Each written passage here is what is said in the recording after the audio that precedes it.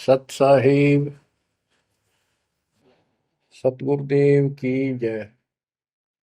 बंदी छोड़ कबीर साहिब जी की जय। बंदी छोड़ गरीबदास जी महाराज जी की जय। स्वामी राम देवानंद जी गुरु महाराज जी की जय हो।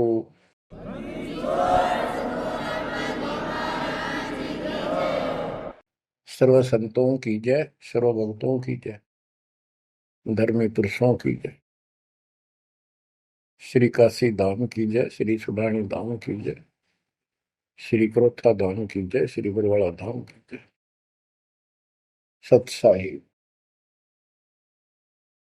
गरीब नमो नमो सत पुरुष को, नमस्कार गुरु की नहीं। सुर नर मुनिजन साधुआ, संतों सरसदी।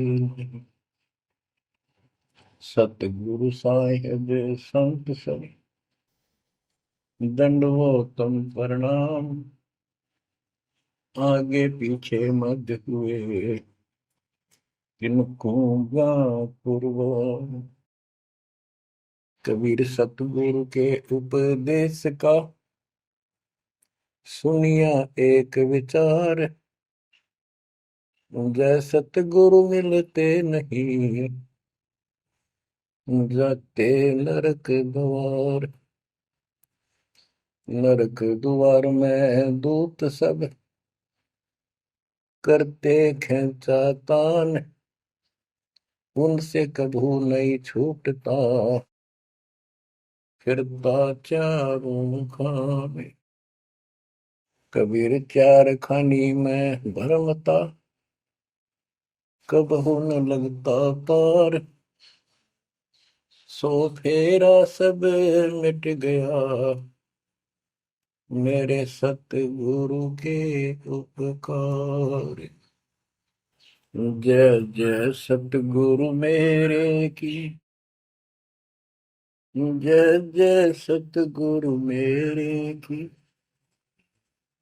सदा साहिबी सुख से वसियो,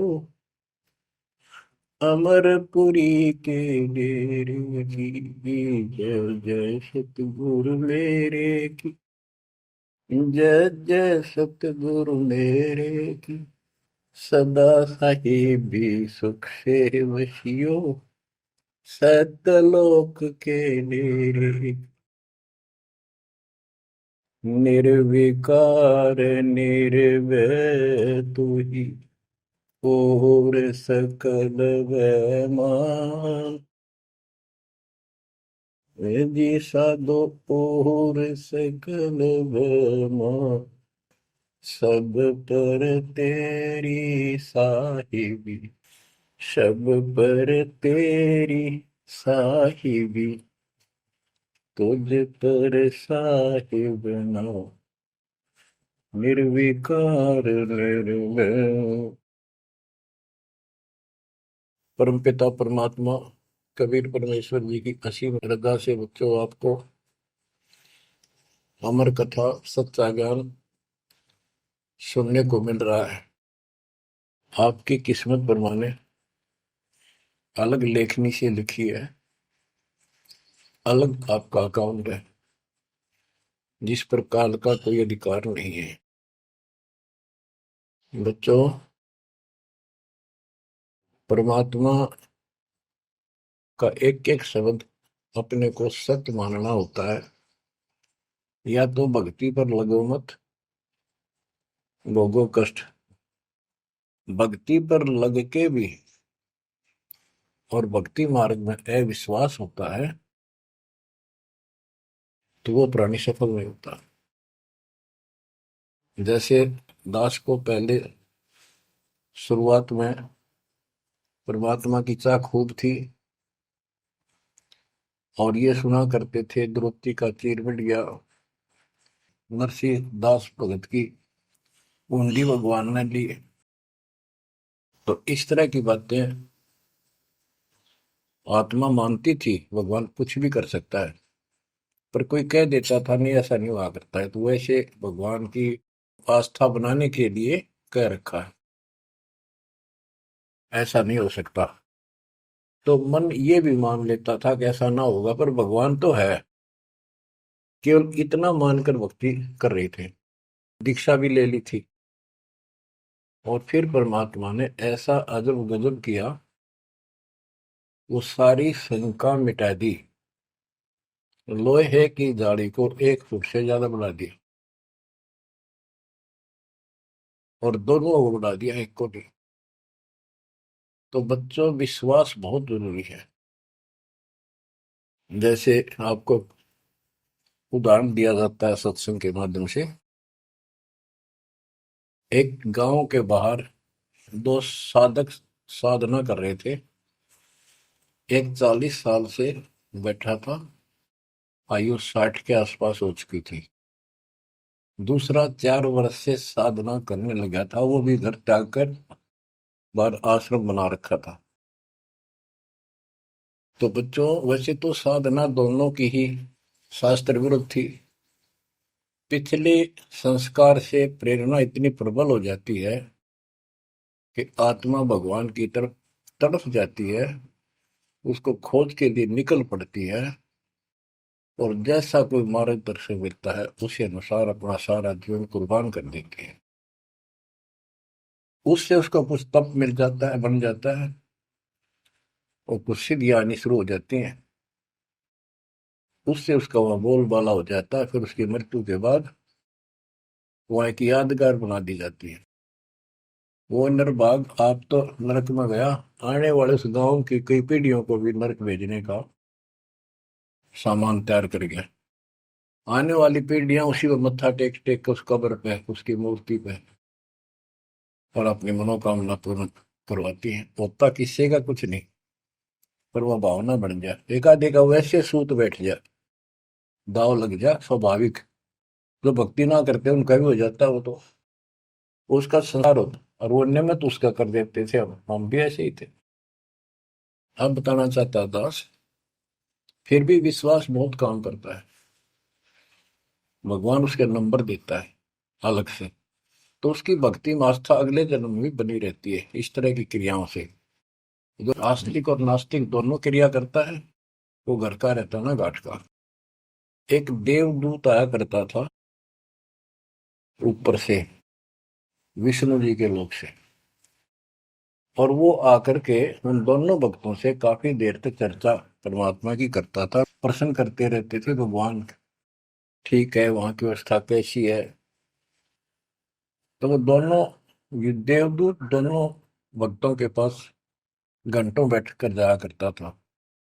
देवदूत से भगवान ने पूछा भी, विष्णु ने, कहा जाता है ये ऐसे ऐसे आपके भगत हैं, बहुत गजब के, कुर्बान हाथ के लिए दो उस गांव में, और मैं वहां बैठ रहता हूँ कुछ देर जाके,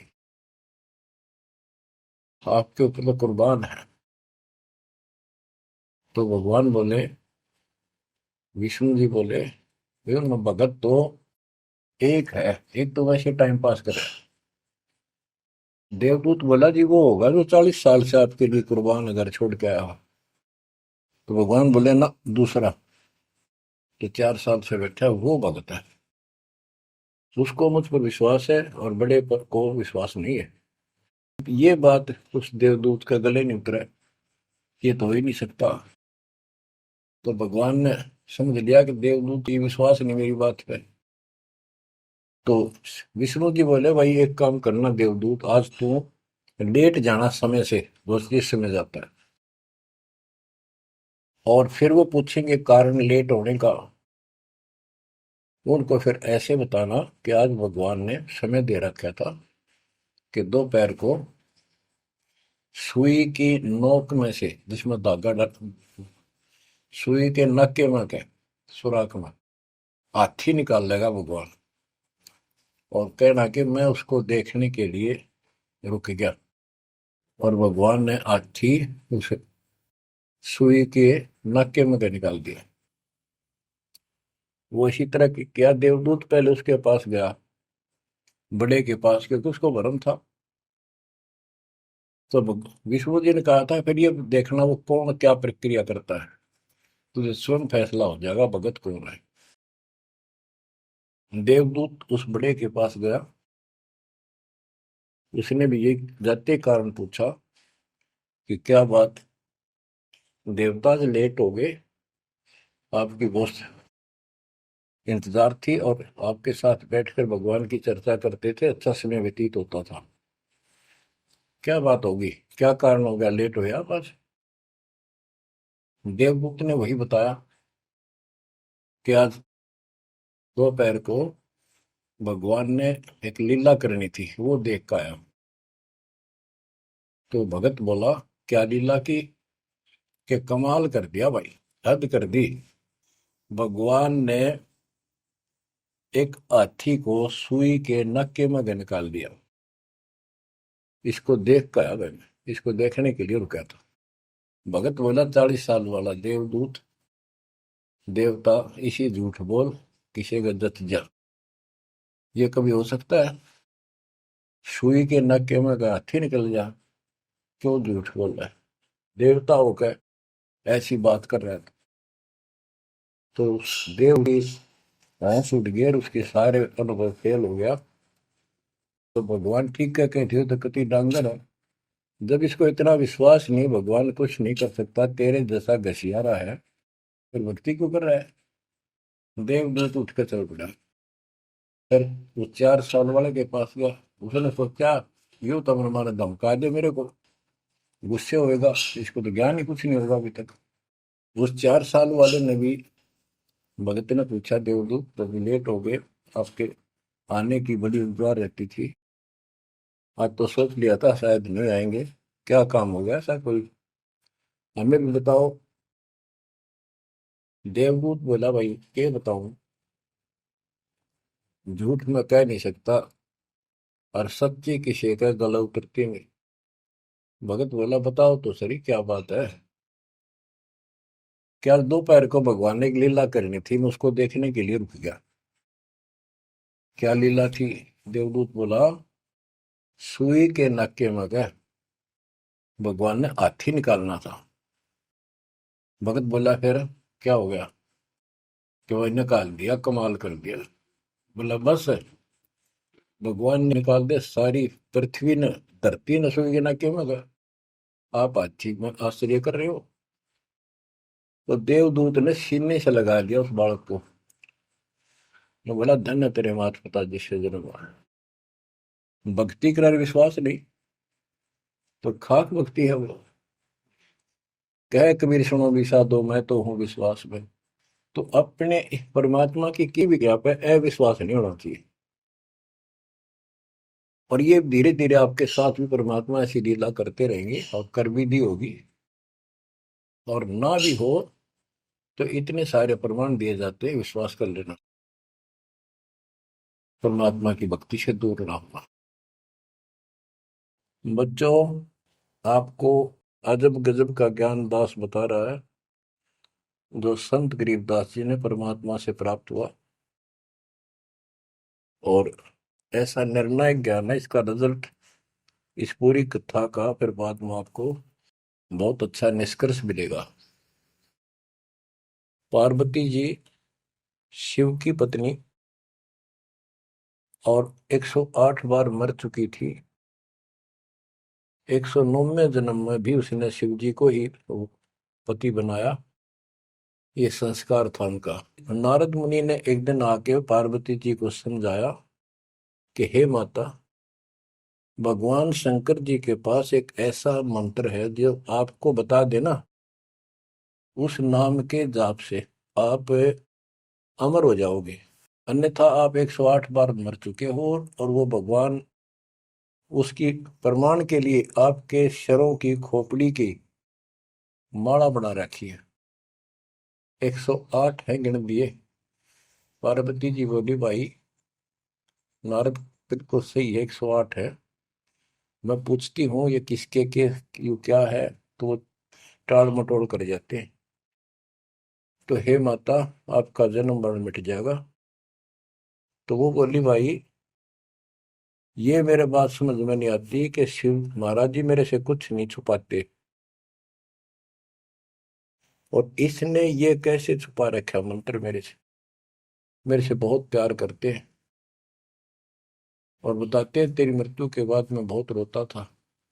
तो नारद जी ने कहा, माता अभी तक आप उनको पति मानती हो, जिस दिन परमात्मा रूप देखोगी और उनको एक गुरु रूप में नम्र भाव से प्रश्न करोगी, कति अति नम्र होकर, तब ये गुप्त मंत्र आपको बताएगा। ये मंत्र शिव जी ने किसी को नहीं दिया आज तक, क्योंकि ऐसा किसी का लक है नहीं, ऐसा भाव किसी का है नहीं। तो आपको वो भाव बनाना पड़ेगा जिससे वो आपको अमर मंत्र दे दे। नारद कह के चला गया। पार्वती को बेचैनी होगी, माता जी को। शिव जी जब घर आए और दिनों तो वो दूसरे ढंग से बात करा करती,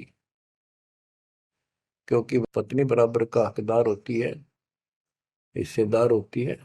उस दिन चरणों में लेट गई, दंडोत प्रणाम किया और चरण पकड़ के रोने लगी और कहने लगी, हे भगवान, मुझसे ऐसी कौन सी गलती बन गई कि आपने मेरे से वो अनमोल मंत्र छुपा रखा है। हे भगवान, मैं 108 बार मरी, क्या आप दुखी नहीं हुए होगे?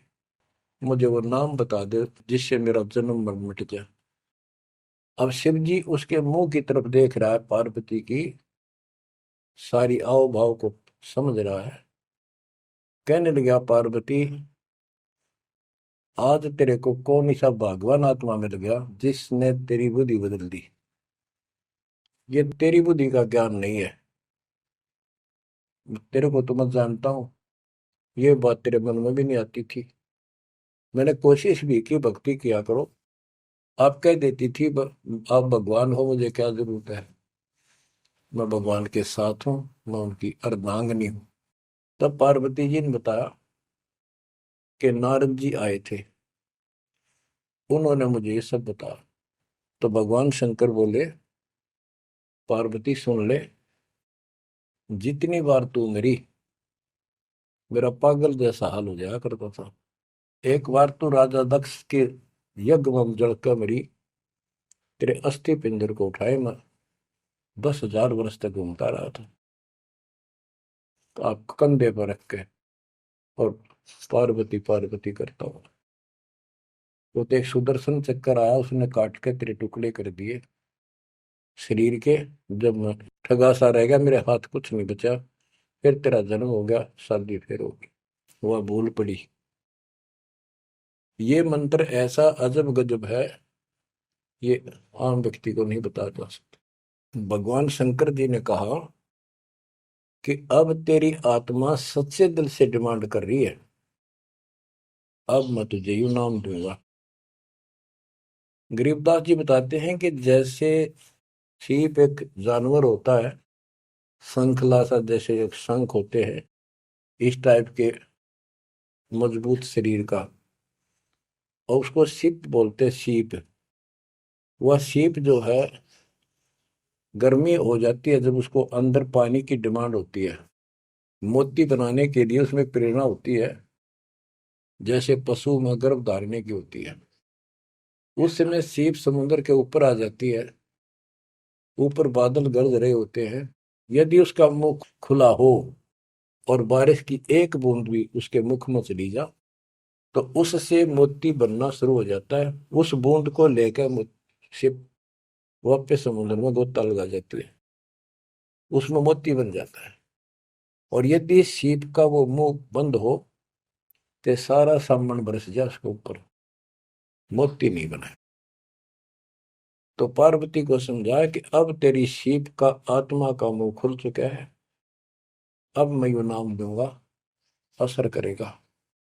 और पहले तेरी सीप आत्मा का मुंह बंद था, इसलिए ये उन्मोद मंत्र ऐसे व्यर्थ नहीं कर सकता था। फिर कहा कि चलो, सुबह सुबह एकांत स्थान पर पहुंच गए। वहां एक सूखा वृक्ष था, पत्ते भी नहीं थे, उसके नीचे बैठ गए और बच्चों वहां फिर दोनों हाथों की ताली बजाई। तो आसपास के पक्षी उड़कर भाज गए, इतना शोर हुआ। और जो अंडे थे वो बच्चे बढ़ के उड़ गए। उसी वृक्ष की खोगड़ में एक खोखले स्थान पर तोते के अंडे थे। वो जो अंडे थे उस स्वस्थ अंडे तो बच्चे बढ़ के उड़ गए। अस्वस्थ था एक अंडा, कति खराब हो गया था, गंदा हो गया था, वो वहीं रह गया। भगवान शंकर को पता नहीं था कि इसमें कोई तोते के बच्चे भी हैं, अंडे भी हैं। उनको मालूम था कि अंडे भी होंगे तो बच्चे बनकर जा चुके होंगे। अब बच्चों, बहुत सी कहानी इस एक ही कथा से आपको समझ में आएगी। जैसे ये क्या करते हैं, भक्ति ना करके मृत्यु के प्राप्त हो जाते हैं, फिर क्या करते हैं, अस्थियों को उठाते हैं, जड़ी हुई हड्डियों को, उनको उठाकर गंगा में बहा के आते हैं। उनका उद्देश्य तो ये होता है कि इसको इतने गहरे पानी में डाल दे कि जो व्यक्ति मर जाता है, स्त्री या पुरुष, जब वो प्रेत बन जाता है तो अपने घर आता है। घर में वो अपने बॉडी को खोजता है, फिर वो जाता है शमशान घाट पे। उसको एहसास होता है कि ये ताजा ताजा जो फूके गए हैं ये तेरी हड्डी है। उन हड्डियों को अपनी मानकर उनका चिपक जाता है भूत, और फिर कभी घर और कभी उन हड्डियों के पास वहां चक्कर काटता रहता है और परिवार वालों को तंग करता है। तो क्या कर, इसीलिए उसको उन हड्डियों समेत उठाकर उसने इसी जगह डालते हैं, उसको भेदा नहीं लगता और वो भटक भटक के चला जाता है। तो बच्चों, अब हमने न तो ये क्रिया करनी क्योंकि हम भूत बनाए को नहीं, हमारी सच्ची भक्ति है और उससे कोई समाधान नहीं हो जाता। तो इसी प्रकार जो दास बताना चाहता है कि मरने के बाद भी उन हड्डियों को भी वो जीव अपना मान रहा था कि मेरी है, उनके चिपक जाता है। इसी प्रकार जो गंदा अंडा हो गया था, वो आत्मा उसका चिपकी हुई थी कि मेरा है। हालांकि वो कति खत्म हो चुका था, कुछ दिनों में उसकी वो सूख जाता, खत्म हो जाता, फिर वो उसको छोड़कर चलती।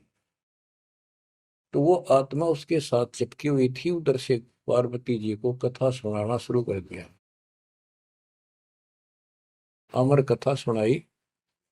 क्योंकि गरीबदास जी कहते हैं, कबीर साहब ने बताया, हम बैरागी ब्रह्मपद सन्यासी महादेव, सोहम मंत्र दिया शिव जी को, वो करे हमारी सेव।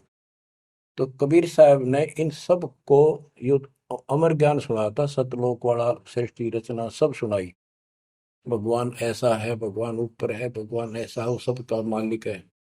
जब तो मान ली, प्रथम नाम एक ले लिया, किसी को ओम दे दिया, किसी को सोम दे दिया, किसी को श्रीयम हरियम दे दिया, किसी को किलियम। इस तरह इनको अपना बनाया परमात्मा ने। और फिर सोचा था कि दोबारा मैं आऊंगा, अगर इनकी बुद्धि काम करेगी, इनकी आस्था ठीक रही, तो फिर नए सिरे तो मंत्र पहला दूंगा। जब दूसरी बार परमात्मा गए तो इन सब की बुद्धि काल ने फेर दी। इन्होंने सुनी भी नहीं कबीर साहब की बात।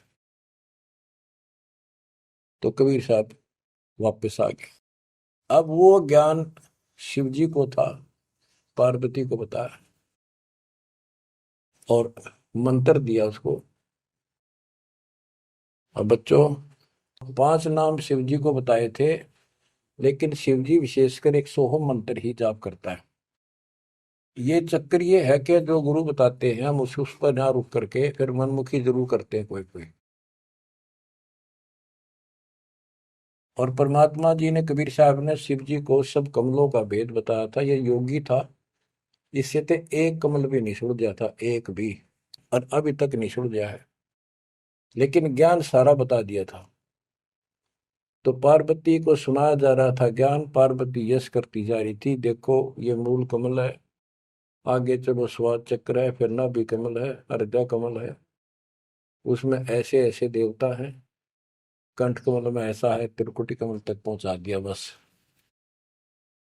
पार्वती जी ध्यान मग्न होगी, उसको नींद आ गई, बोलना बंद कर दिया। उधर से वो पक्षी इस कथा को सुनने से वो अंडा स्वस्थ हो गया तोते का, और ओंकार्य बुलंद आ गया। शिवजी ने देखा, आवाज और तरह की आई, पार्वती तो सो रही है, लटके ले रही है बैठी बैठी। आवाज कहाँ से आई? उसने देखा एक पक्षी उस वृक्ष की खोगड़ में, उथोथे स्थान में नजर पड़ा। पक्षी उड़कर भाग लिया। शिवजी उसके पीछे चल पड़े कि इसने मेरा ज्ञान चुरा लिया। आकाश में उड़ गया, उड़ के पीछे हो लिया। ये तोते वाला जीव परमात्मा की अमर कथा सुनता है, उसमें भी शक्ति सिद्धि आ गई थी। और ये ज्ञान जो है पूरे पहुंचे हुए संत से सिद्धि युक्त और अधिकारी से सुनने से ज्यादा असर करता है। भगवान शिव तीन लोक के प्रधान है, इनमें आध्यात्मिक शक्ति है। वो साथ मिलकर उसकी आध्यात्मिक शक्ति के साथ वो वाणी परमात्मा अमर कथा उसके भी बॉडी में गई, उसमें सिद्धि आ गई। मोक्ष तो बहुत दूर की बातें हैं, ये तो लंबा चैप्टर है, लंबी कहानी है। लेकिन सब थोड़ा थोड़ा हिंट आपको देना पड़ता है, कहीं कभी कोई मिसगाइड ना करते। सिद्धियों कहते ये अष्ट सिद्धि नौ निधि के भरे पड़े हैं शिव जी, और इनके वचन से भी सिद्धि आ जाती है, किसी को ये कह दे तो। लेकिन इन सिद्धियां ने के चाटा ये मोक्ष तो ना हुआ है। भाव कहने का ये है कि वो तोते वाला प्राणी वेद व्यास के आश्रम में पहुंच गया, उड़ता उड़ता पीछे पीछे शिव जी। वहां शरीर छोड़ गए, और व्यास की पत्नी ने जमाई ली थी, उसके द्वारा सांस के द्वारा सूक्ष्म जीव अंदर चला गया। और जब गर्भ धारण का समय आया तो उनके गर्भ में स्थान लिया, उस बच्चे के शरीर में प्रवेश हो गया। 12 वर्ष तक वहीं रहा। आगे कथा इसमें आगे आएगी, वो बताऊंगा। अब ये वाणी सुनाऊंगा जो आसानी से आपका समझ में आएगी। मोक्ष मुक्ति का लख्या न बेवा, ब्रह्म में पुत्र व्यास सुखदेवा। सतगुरु मेरा महादेव पंका, 84 की मिटी न शंका। के महादेव जैसे भी उनको मिले, फिर भी 84 लाख योनियों का चक्कर उसका मिटा नहीं। 78 जन्म गौरी भरमाई, शिव को रुनमाला गले लाई। अर्ध शरीरी देवी गौरा, जिनका थीर बयानी मोरा। 108 जन्म पार्वती जन्मती मरती रही, और शिव जी ने उसके सिर की माला, सिर के रुंड खोपड़ियां माला बनाकर गले में डाल रखी थी। अर्ध शरीरी देवी गौरा, जिनका थीर भयानी मोरा। अर्धंगनी थी शिव की पार्वती, और उसका भी मोक्ष नहीं हुआ। नारद मुनि उपदेश बखाना, गिरजा सुनो मोक्ष पद ज्ञाना। सुन हे देवी गौरा माई, 68 तीर्थ पर भी नाई। पिंड प्रदान किए का बारा, खुला नहीं मुक्ति का द्वारा। जब पिंड प्रदान कहते हैं ना, पिंड प्रदान करने से भूत जुनी जा छूटे थे। पिंड प्रदान करंत, गरीबदास जिंदा के नहीं मिला भगवंत। जैसे पार्वती भूत पड़ गई, पिंड प्रदान कर दिए, भूत जुनी छूट गई, और फिर पता नहीं किस दुनिया में चला जाता प्राणी। इसके संस्कार अच्छे थे, ये फिर मनुष्य जीवन, लड़की का जन्म हुआ, शिव जी के ब्याही गई। ये पिछले जन्म जन्मांतर की शक्ति भक्ति के कारण मनुष्य जीवन ज्यादा भी हो सकते हैं। लेकिन मोक्ष न होने से फिर 84 लाख योनियों में जाना था। इस पार्वती ने भी आगे भी जाएगी। शिव जी भी मरेगा, पार्वती भी मरेगी, और फिर ये 84 लाख योनियों में जाएंगे। कहते हैं चंद सूरज की आयु लग, जो जीव का रह शरीर। सतगुरु से बेटा नहीं, तो अंत कीर का कीर। अगर चांद सूरज की आयु तक भी जीव का शरीर रहे और पूरा सतगुरु मिला नहीं, तो अंत में कीड़े मकोड़े बनेगा। अब नारद जी बता रहे पार्वती जी को, सुन हे देवी गौरा बाई, 68 तीर्थ पर भी नाई। पिंड प्रदान किए के बारा, खुला नहीं मुक्ति का द्वार। सारे कर्म कांड कर लिए तेरे मृत्यु के बाद, तेरा फिर भी मोक्ष नहीं हुआ, फिर जन्म हुआ। रुंडमाला शिव के गले माही, सो देवी तुम जानो माही। ग्रीव रुंडमाला शिव के गले, गेजा के सब शीश। भक्ति दुराई देव को ना परसा जगदीश। तुमरा देवी रूप विशाला, शिव तो पैर रहे रुंडमाला। भौतक पर लहो हो जाई, लंबी उम्र शिव कलिमाई। दीर्घायु शिव है अनुरागी, तुम देवी गौरी दिल त्यागी। मूल मंत्र ने नाम सुनाया, ताते कल्प हुए तेरी काया। महादेव देवनपति देवा, जाकी करी ने गौरी सेवा। कर बंधन कर शीश नवाओ, तन मन अर्पो शीश चढ़ाओ।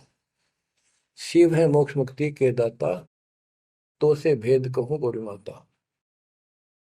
चरण गहो चिंतामणि केरा, ताते प्राण अभय हो तेरा।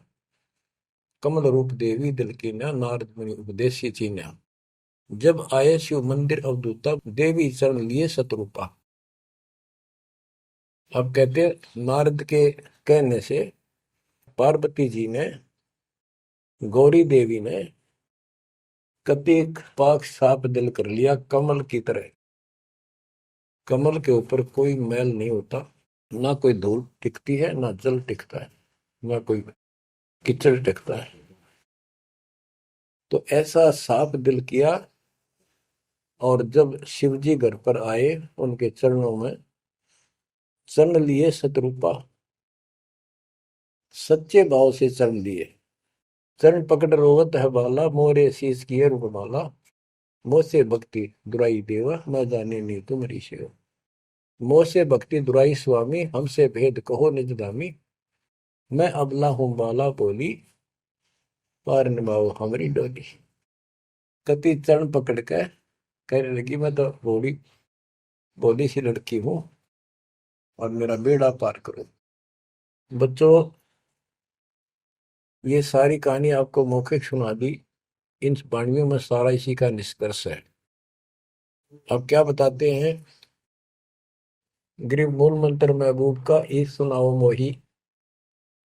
पार्वती जी कहती है शिव जी को कि उस परमात्मा का समर्थ शक्ति का जो मूल मंत्र है वो मुझे बता दो। अब इन मूल मंत्र का पता नहीं, जिस भी नाम को ये गुप्त रखते हैं, जो विशेष नाम इनके पास है, उसी को मूल मंत्र मान रहे थे। गृह मूल मंत्र महबूब का ए सुनाओ मोही, युगन युगन के पातक कटे, छूटे तेंद्र द्रोही। पूर्व जन्म की कथा सुनाओ, मूल मंत्र हमें शिव गोराओ। भूल रही भवसागर हमी, मोक्ष मुक्ति के दाता तुम ही। शिव बोले सुन देवी बाता, को उपदेशी मिला विदाता। ये तो ना ही ज्ञान तुम्हारा, हम सो भेद कहो परवार। कि आज जैसे तू बोल रही है कि तेरी बुद्धि की बात नहीं, तुझे कौन ऐसा भगवान आत्मा मिल गया जिसने तेरा मन फेर किया। गिरजा कह सुनो शिव स्वामी, तारण तर आदि घरनामी। नारद मुनि उपदेश समोदम, दीन ज्ञान ध्यान प्रमोदम। शिव समर्थ बोले हैं जब ही, गौरी ज्ञान सुनाया तब ही। कोटि कल्प प्रलय युग बीती, ज्ञान ध्यान सब ही परचिति। तुमरा मन नारद मुनि फेरा, सुनो ज्ञान तुम गौरी मेरा। बनखंड चलो गौरी दीवानी, पंछी सुने न हमारी बानी। ऐसे स्थान पर चलो पक्षी भी कोई हमारी बात ना सुन सके। जब शिव कर से लाई तारी, उड़ गए पंछी नर और नारी। जहां एक सूखा तरवर ताक्या, वहां पर एक सूखा वृक्ष देखा। शिव को आसन तहां वहां रखा, उसके नीचे अपना आसन लगा दिया, पार्वती को साथ बैठा दिया। जहां एक गंदा अंडा तिस्माही, तिस जाने तय समर्थ साई। योग असंख्य है, कल्प बरमाया, पूर्व जन्म कोई पिछला आया। अब तुम सुनो गौरी मेरा ज्ञाना, आसन मुख कर कोटिसाना। आसन पदम लगाओ गौरा, मेर दंड सुधा कर भोगा। गरीब आसन पदम लगाए कर, भंवर चुड़ाओ सुन। अनहद नादू बाजही, जहां लगाओ तुम। अब क्या बताते हैं कि उस वृक्ष की खोगड़ में गंदा अंडा पड़ा था, और उस गंदे अंडे वाले जीव के असंख्य जन्म 84 लाख योनियों में हो चुके थे। यहां से उसके भाग जागे, और तो पक्षी बन के उड़ गए, वो पक्षी बन नहीं पाया। और बाद में उड़ा जब उसने सारी कथा उसके ऊपर असर कर गई। जैसे बच्चों बहुत बार बताते हैं, दास आपको बताता है कि ये अमर कथा जो गरीबदास जी की वाणी है, यह शिव जी वाली अमर कथा से कई हजार लाख गुना ज्यादा शक्तिशाली है, ज्यादा प्रभावी है। अब ये कथा सुनाने का मुझे कोई उद्देश्य नहीं, इसमें से ऐसा निष्कर्ष निकाल लूंगा आप हैरान रह जाओगे। जैसे एक सर्प कांटे का इलाज करता है, अब तो दवाइयां चल गई, पहले गार्डू होते थे, मंत्र बोलकर जहर तार देते थे। जिसको सर्प ने काट लिया वो अचेत हो जाता था, कति बेहोश जैसे मर गया हो, सांस सांस आते थे। और गार्डू क्या करता है, एक मंत्र 5-4 पंक्तियां होती हैं, उसको सिद्ध करता अपने जीवन में, 5 4 7 10 साल लगा के वो वाणी सिद्ध हो जाती है। फिर तो उसको बोलता रहता उसके ऊपर साथ बैठ के उस सर्प जैसे व्यक्ति पर। उस समय वो सर्प जैसा व्यक्ति अचेत होता है, ना वाणी सुन रहा है ना उसको समझ रहा है इसका अर्थ क्या है। तो कुछ समय के बाद वो उस वाणी के प्रभाव से उस शरीर का विष खत्म हो जाता है और वो व्यक्ति जीवित हो जाता, सचेत हो जाता है। इसी प्रकार बच्चों, परमात्मा की अमर कथा जितना जिस जो सक्षम है उसके मुख से जिस सुनी जाती है, तो उस सत्र का उसको लाभ अवश्य मिलता है। तो ये गंदा अंडा था, इसके साथ जीव चिपका हुआ था। ये गंदा अंडा ना सुन सका था, ना बोल सके था, ना वो कह क्या रहा है शिव जी वो समझ सका था। और उस वाणी के बोलने से वो अंडा भी स्वस्थ हो गया, उसमें बच्चा भी बन गया, उसका पांख भी जाम आई और वो उड़कर भाग भी गया। इसी प्रकार जो आज मानव के ऊपर रहम हुआ है, गरीबदास महाराज जी की अमरवाणी इससे भी ज्यादा स्ट्रोंग है। और ये अब दास के बुक से चला करेंगी अखंड पाठों में, आसपास के पक्षियों पर भी असर करेगी। आसपास के पशु पक्षी जीव जंतु पेड़ पौधों सब का ऊपर ऐसे असर करेगी जैसे इस पर किया था। और ये सब धीरे धीरे यहाँ से शरीर छोड़ते जाएंगे और मनुष्य जीवन पाते जाएंगे। ये सीधे फिर आके मालिक के चरणों में आएंगे।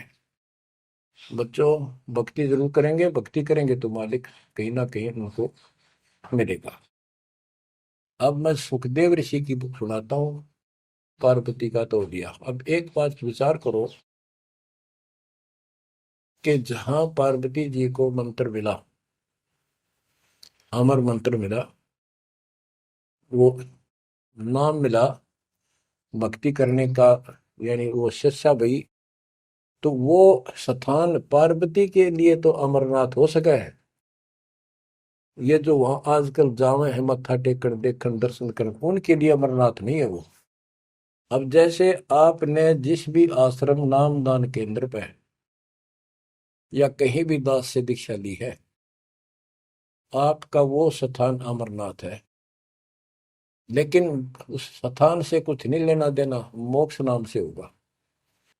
तो बच्चों, उस स्थान से मोक्ष नहीं है, वो स्थान तो आपको जिंदगी भर याद रहेगा, मुझे वहां दीक्षा मिली थी, बस इतनी बात है। और ये अमर ज्ञान मुझे प्राप्त हुआ था।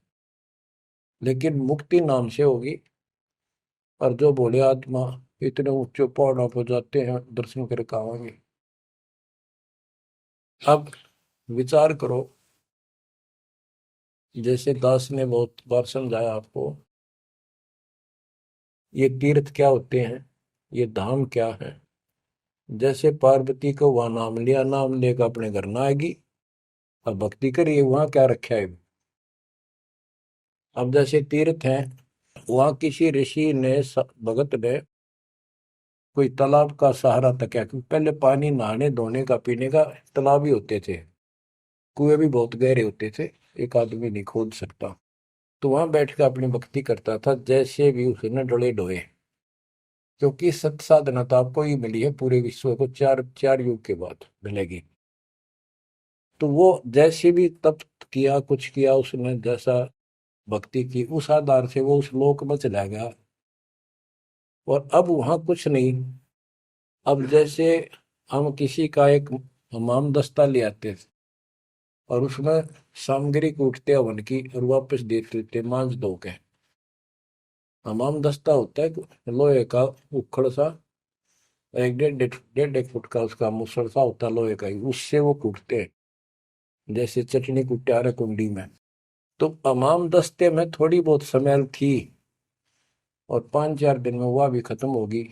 जिसका मांग के लाए तो उसको दे आए, तो उन घर वालों ने महसूस हुआ कि इसमें कुछ स्मेल आवा है, तो कोई सामग्री कूट रखी है।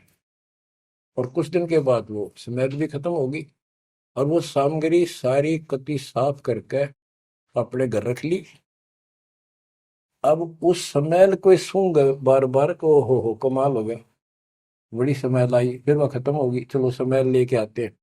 उस स्मेल से कुछ नहीं होने का, उस सामग्री से गूगल खेओ, वह बनानी पड़ेगी। इसी प्रकार मोक्ष प्राप्ति के लिए यह साधना करनी पड़ेगी। तो वहां जाने से कोई लाभ नहीं जहां पर कभी कोई ऋषि ने कोई साधना की थी, वो तीर्थ बने हुए हैं।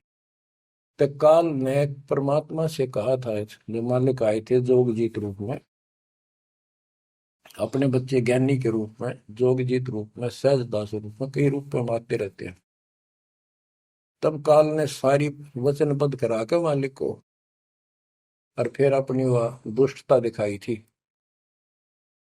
यूं कहा था, जाओ ज्ञानी वैसे जाओ, जोग जीत संसारा, जीव न माने कहा तुम्हारा।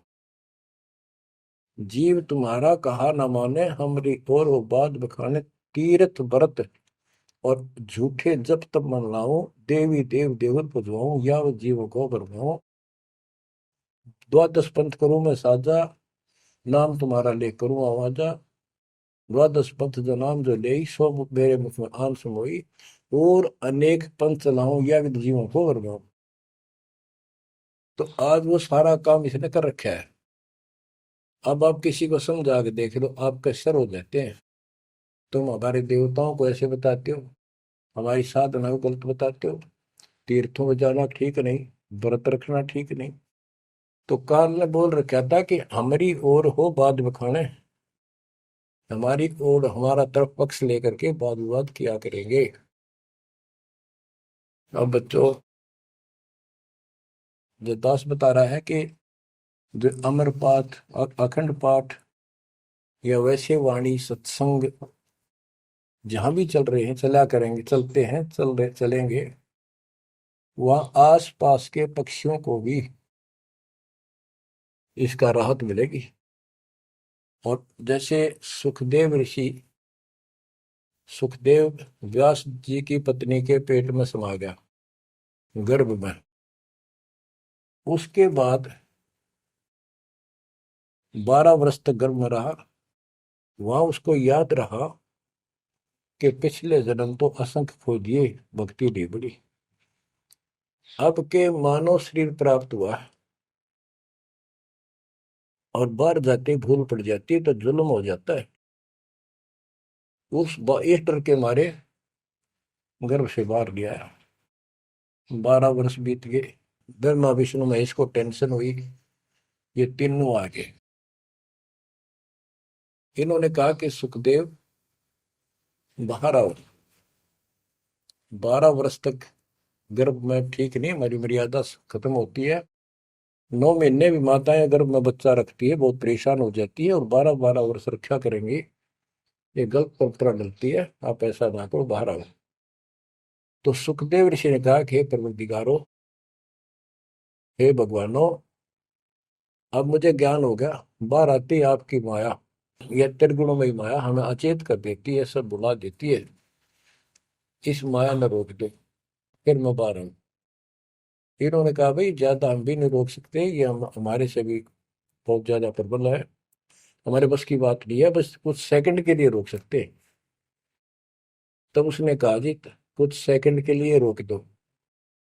तो कुछ क्षण के लिए रोकी, इतना में सुखदेव बाहर आया। तो उसको भक्ति की प्रेरणा बनी रही, भगवान की याद रही। उसी समय 9 नाथ 84 सिद्ध, यानी 93 बच्चे और लड़के पैदा हुए। ऐसा इत्तेफाक था, संस्कार था उनका। उनको भी ये बातें याद रही, उनमें से 9 तो नाथ बन गए। और 84 सिद्ध कहलाए। उन्होंने भक्ति की प्रेरणा बढ़ गई, बचपन से ही मालिक की याद बनी रही। लेकिन सच्चा सतगुरु ना मिलने से ये भी डले डोए। अब बच्चों ज्ञान पूरा आ चुका है और वो ठीक का समय आ गया है। गुरु पूरा, ज्ञान पूरा, भगवान पूरा। तो अब जो ये वाणी चले हैं और दास के मुख से चला करेंगी, ये कतियुत मस्तार देंगी। काल के पता नहीं कितने जुगाड़ को तोड़ेंगी, कितने जीवों का उद्धार बनेगा। मनुष्य का तो कहना ही क्या, डांगर डोर पशु पक्षी कीड़े मकोड़ों को भी सारा मिलेगा इसका। ये इन पुराणों से कथा है, ये आपके सामने सच्चाई इस तरह है। अब तो सुखदेव ऋषि जब बाहर आया, उड़ कर चल पड़ा वहां से। पिता ने कहा बेटा, व्यास जी ने कहा पुत्र, एक बार शकल दिखा दे। 12 वर्ष इंतजार की, पुत्र होगा पुत्र होगा। तब उसने कहा एक देवा दूतम, कोई किसी का पिता नहीं पूतम। पिताजी पता नहीं कितनी बार तू मेरा पिता बन लिया, पता ना कितनी बार मैं तेरा पिता बन लिया। अब मुझे समझ में आ गई है, मैं आपकी तरफ देखूं नहीं, मेरा मोह बन जाएगा। ये छूत की बीमारी है, ये मोह। ये विस्तार से फिर कभी बताएंगे। और ये हम आप लावा जान के, लेकिन ये उसकी गलती थी। ज्ञान ना होने से इसने इतना ही समझ थी तो वो उस समय गलती कर गया। चलो जो भी इसकी सोच थी, उस आधार से ये वहां से चल पड़ा। पिता पीछे पीछे मोह में दूर तक गया, वहां से आकाश में उड़ गया, अंतर्ध्यान हो गया। आगे जाके फिर प्रकट हो गया। अपनी और नाल जो बच्चे की नाभि से, माँ की नाभि से चिपकी होती है, वह गेल बाहर आके टूट गई, टूट कर बाहर आ गई। वो बाद में काटा करते हुए बिना कटवाई कंधे पर घेर कर उठ गया, आगे काटूंगा। अब आकाश में उड़न की सिद्धि उसमें उस मंत्र से आ गई, वो अमर कथा से। अमर कथा में शिव जी ने पूर्ण परमात्मा की महिमा बताई, जो कबीर साहब ने उसको सुना रखी थी। इसमें काफी प्रकरण है, अब इतना समय नहीं जो मैं वो सारी बताऊंगा आपको। कभी परमात्मा ने दया की बड़ी जेल में, फिर उनको विस्तार से समझाया करेंगे। तो कहने का भाव ये है कि सुखदेव ऋषि को अभिमान हो गया कि मैं बहुत बड़ा सिद्ध पुरुष हूं, आकाश में उड़ जाता हूं। तो बच्चों स्वर्ग में जाने लग गया, और स्वर्ग के देवता ऋषि महर्षि सब उसको, उसकी जो है ना पूरी वो करें, सम्मान करें, उसकी आरती तारे कि बड़ा धन भाग है तेरे, बड़ी सिद्धि प्राप्त कर ली। इन इतना पता सिद्धि आएगा, और जन्म से ही छोटी उम्र में आपको इतना कुछ प्राप्त हो गया, आप तो बड़े पहुंचे हुए हो। तो सब उसकी खूब अच्छी तरह प्यार रखे, महिमा गाओ। एक दिन उसको, उसने स्वर्ग में जाने की इच्छा व्यक्त की विष्णु जी के लोक में। वहां उसको इसलिए नहीं जाने दिया कि उसका गुरु नहीं था। विष्णु जी तक बात कही। विष्णु जी ने पूछा कि हे ऋषि जी, आपने गुरु नहीं बना रखा? अगर नहीं, गुरु की क्या आवश्यकता है महाराज, ये गुरु बना रहे वो नहीं आ पाए और मैं बिना गुरु के आ गया। विष्णु भगवान बोले ठीक है, वो अलग बात है, या वही रह सकता जो पहले गुरु बनाओ। फिर एक बीमारी और अहंकार के, मेरे बराबर पृथ्वी पर कोई गुरु नहीं, मैं बाल ब्रह्मचारी, वहां कोई ऐसा संत नहीं, मैं बनाऊं गुरु किसको? विष्णु जी ने कहा कि राजा जनक मेरे परम भक्त है, आप उनसे दीक्षा लो। यूं कह के विष्णु जी चले गए, उसको बाहर निकाल दिया पार्षदों ने। वो स्वर्ग में आए, वहां सारी कथा बताई। फिर अन्य स्वर्ग, कोमर स्वर्ग, फिर ऋषियों के पास आए नीचे, उन्होंने उनको बताया तो सब ने कहा कि सुखदेव बहुत बड़ी गलती कर रखी है, गुरु नहीं बनाएगा, गुरु नहीं बनाएगा तो गधा बनेगा। तो पिछले जन्मों में उसको एकदम वो रील सी चल गई कि मैं कभी गधा बना था एक बार, और अंधा हो गया, स्वामी ने छोड़ दिया, कुमार ने, और मैं भटकता भटकता इन नाले में फंस गया। मेरा पुली बना ली लोगों ने, आन जान लगे, मैंने कहा नहीं, भटक के भूखा मर के, भूखा होकर तो मरा, प्राण निकले। उस भय से उसको चिंता बनी, फिर अपने पिता के पास वापस आता है। व्यास जी देख के बड़े खुश हुए कि बेटा आ गया, सारी बात पूछी, तो सारी अपनी समस्या बताई पिताजी के सामने। पिताजी ऐसे ऐसे बात है, भगवान ने कहा कि राजा जनक को गुरु बनाओ। तो व्यास जी, क्योंकि जितने भी महापुरुष हैं वो एक सुर में बोलते हैं, उनको इतना ज्ञान तो है, गुरु बिन बात नहीं बनती। उसने विशेष ज्ञान तो सुना नहीं था, वो बैटरी चार्ज होगी, उसने उड़ा फिर था, उससे ज्ञान था ही नहीं इसको। तो व्यास जी बोले, रे बेटा, मैं तो खुश था, चलो बेटा ना मेरे पास आया, पर यूं चर्चा तो चल रही है, व्यास का बेटा इतना पहुंचा हुआ है, अब तने गुरु नहीं बना रखे, मैं तो तुम्हें कमाल कर दिया। तो दो कोड़ी का जीव नहीं, कल नहीं ये तेरा प्राण छूट जाएंगे या बैटरी खत्म हो जाएगी और नरक में जाएगा बेटा, गुरु बिन बात पड़ती है। तो आखिर में हार कहने बोला, हे गुरुदेव, हे पिताजी,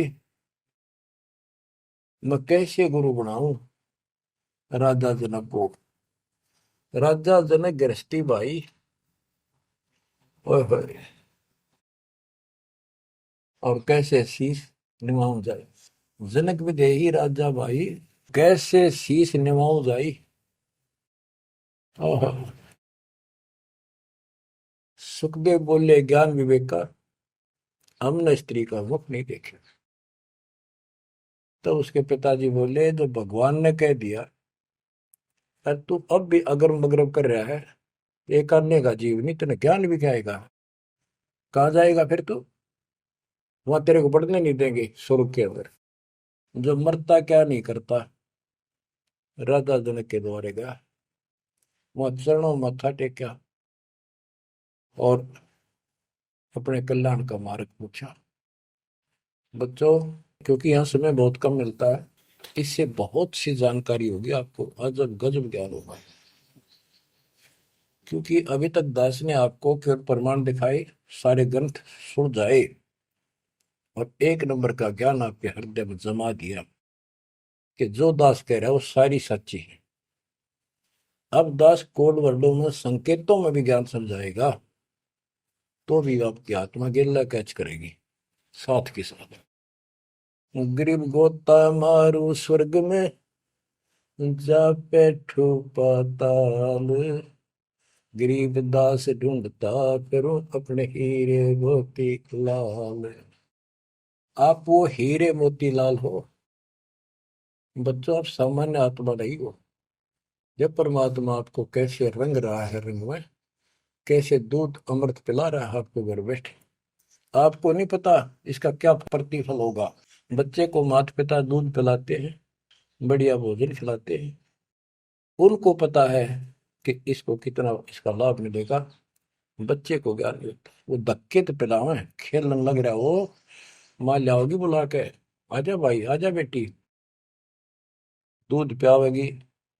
बस दूध पीता पीता भी इन्होंने सोचा है, बच्चा अब छोड़ दे, जल्दी ही डांक ठोकूं, बाहर खेल का हो। अब वह दूध पिया के फिर छोड़ देती, जा भाई खेल है तू। तो बच्चों, ये अमृत दूध है आपकी आत्मा के लिए। अपना काम करो, संसारी काम करो, फिर तो दिन का जो होमवर्क क्लास वर्क है वो भी करो। तो ज्ञान का जो असर है ये व्यर्थ नहीं जाएगा, आपकी आत्मा को इतनी ताकत दे देगा जिसमें भक्ति बिल्कुल सुदृढ़ हो जाएगी, सुरक्षित रहने लग जाएगी। क्योंकि मन में दोष नहीं रहेगा, कोई गलती करे बनेगी नहीं, तो सब कुछ सुरक्षित रहेगा। आपके मोक्ष के लिए परमात्मा ने कसर नहीं छोड़ रखी, जो भी संभव व्यवस्था है वो सारी कर दी है। बच्चों, तुम भी दया करियो, रहम करियो उस परम पिता पे। और इस दास की उम्र देखो, और दास कहाँ है 9 साल से, ये देखो, और यहाँ से आपके लिए क्या कर दिया उस दाता ने। उस मालिक को देखो ध्यान से। आप बालक नहीं हो, आपकी आत्मा में समझ आ जानी चाहिए कि ये क्या हो रहा है। कुर्बान हो जाओ, संसार की भूल जाओ बातों को। जो ज्ञान हम देते हैं उसके ऊपर समर्पित हो जाओ। तन मन धन सब अर्पिए, भक्ति मुक्ति के काज, जिनके उनमें बंदगी के इंद्र का राज। बच्चों, इंद्रिय कर्म न लग लगार, जो भजन करे नर सुंदरे, गरीब दास जग कीर्ति होगी, जब लग सूरज चंद्रे, जब लग सूरज चंद्रे। बच्चों, आने वाली पीढ़ियां आपको भी याद करा करेंगी जब तक चांद सूरज रहेंगे। आपका नाम रहेगा कि हमारे कौन माता पिता, कौन दादा परदादा दादी इसे अमृत ज्ञान को हमारे कुल में लाए थे। आने वाली पीढ़ियों के उद्धार के लिए तुम जिम्मेवार हो। कुर्बान हो जाओ। परमात्मा आपको मोक्ष दे, सदा सुखी रखे। सत साई।